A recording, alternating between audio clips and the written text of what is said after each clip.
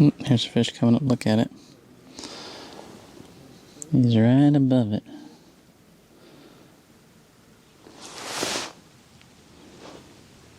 I'll pull it up to him. See if we can get his attention.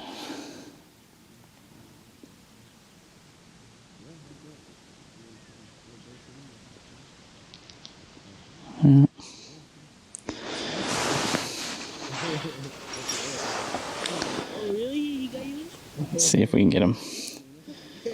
He's looking at it. Nope, swam away. Very finicky today. Well, you can definitely see that fish on the graph, even at 30 feet. You can see my little jig down there. Just gotta get one to bite. But a lot of you have been requesting to see how well this Garmin Striker Cast works on deep water targets. So today I'm out fishing around 30 feet of water. You can clearly see the target on the bottom, which is my jig, and we saw that fish come in, look at it, but couldn't get him to commit. The ice here is about 8 inches deep, and I'm having no interference issues even on the wider cone. So we'll try and pick out some perch on the bottom, and if we get some trout to come by mid-column, we'll come up to them and go after them. Oh, there's a fish at 22. See if I can't get him. There we go. Come on. Still there. He's coming in.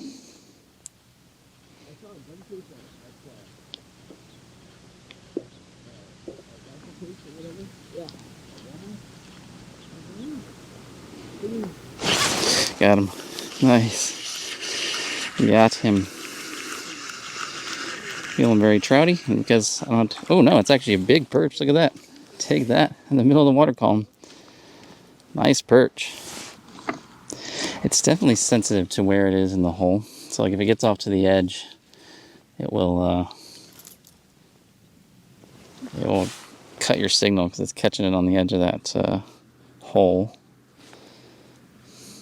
Because the transducer can't go down on a cord underneath the ice, so you can catch the edge of that ice. Let's try increasing the gain on this just a little bit, just to see what happens. That definitely firms up that signal quite a bit. Yeah, it looks good. So it definitely seems like at 260 kilohertz I get a better return. So you can see my jig on the bottom, really nice. If I go to 455 kilohertz, you can see it gets really much more challenging to detect the jig at depth. So I would stick to that 260. But this is just a little 5mm tungsten jig, so very small target. Check my bait. Oh, there's fish coming in, looking at it.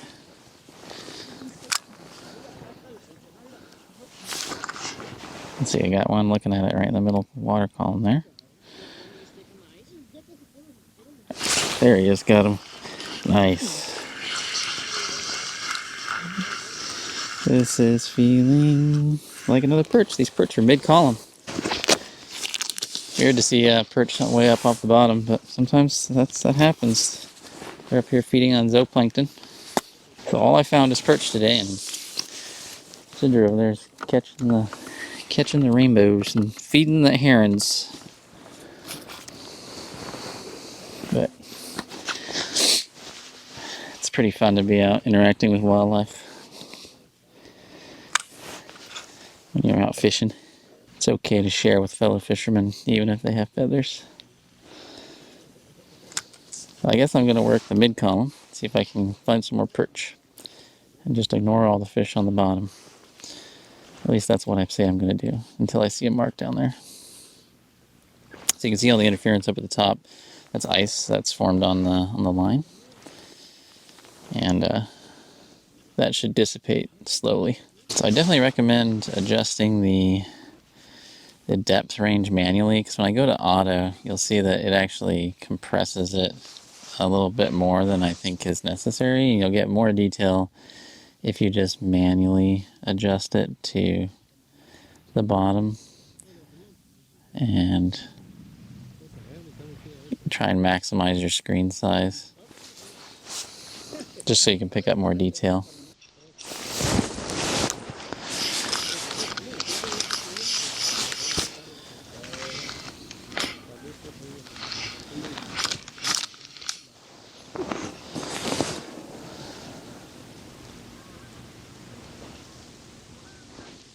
Ooh, there's a fish.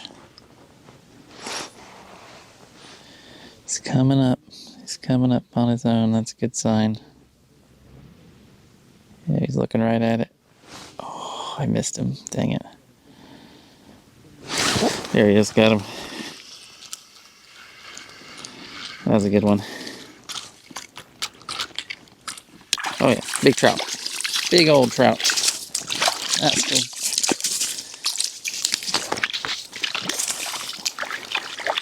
Calm down there, buddy. Pretty rainbow. Up there. Healthy looking. Get him back in the water. See, bud. Share that out. So you can see it works pretty well for fish that are spread throughout the water column. In fact, we've got 3 other fish marked in the water column right now. So we'll see if we can't get any of these guys interested. Still one right there at around 18 feet. Let's see if we can get his attention. Looking at it. My hand's freezing because I just scooped out all that ice. Still just staring at it like these perch have been doing. Oh, see, he swam away. There he goes, going down. But as I was saying, yeah, you can definitely see the fish well, even with small targets in 30 feet of water. And 90% of my ice fishing is in sub 30 feet of water. There's a few lakes I'm going to be targeting fish, in that 40-foot range, but not many. So even for small panfish, the Garmin Striker Cast is great. And on 8 inches of ice, I'm not having any issues. Based on cone diameter and depending on how you place the transducer in the hole, I don't think you'll have much interference issues with the side of the... Oh, there's a fish. Unless the ice is in that, 24 inches or thicker. I think for the most part you'll be all right with ice that's less than 24 inches thick. Wow, big fish, huh? That on the bottom or suspended? In the middle.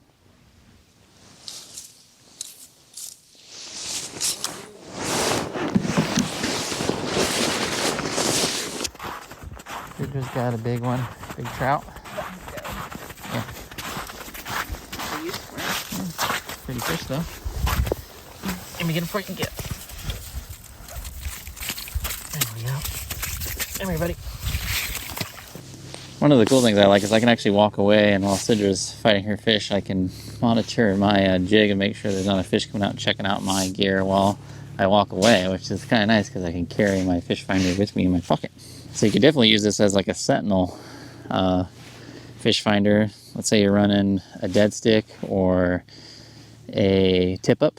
You could throw this in that same hole, and you can move away and fish a different location and monitor fish coming by, which is a pretty powerful ability to have because it allows you to essentially scout 2 locations at the same time. Still getting a little bit of interference from her transducer at this other spot, but not nearly as bad.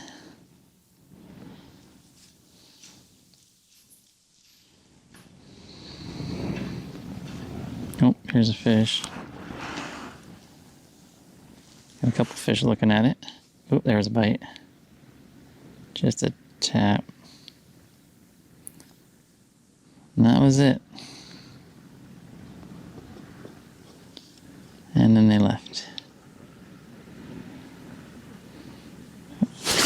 There we go, got him.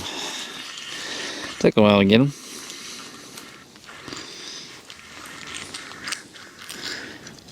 Feeling very trouty. Yep.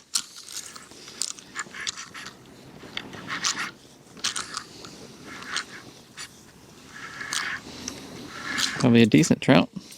Yeah, well, that's a fat trout. It'll be a nice fish to end the day on. Just goes to show that this Garmin works really well for targeting panfish and trout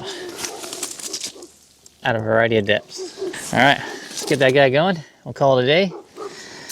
I'll see you next time out on the water. Just remember, fish smarter, not harder. Bye, guys.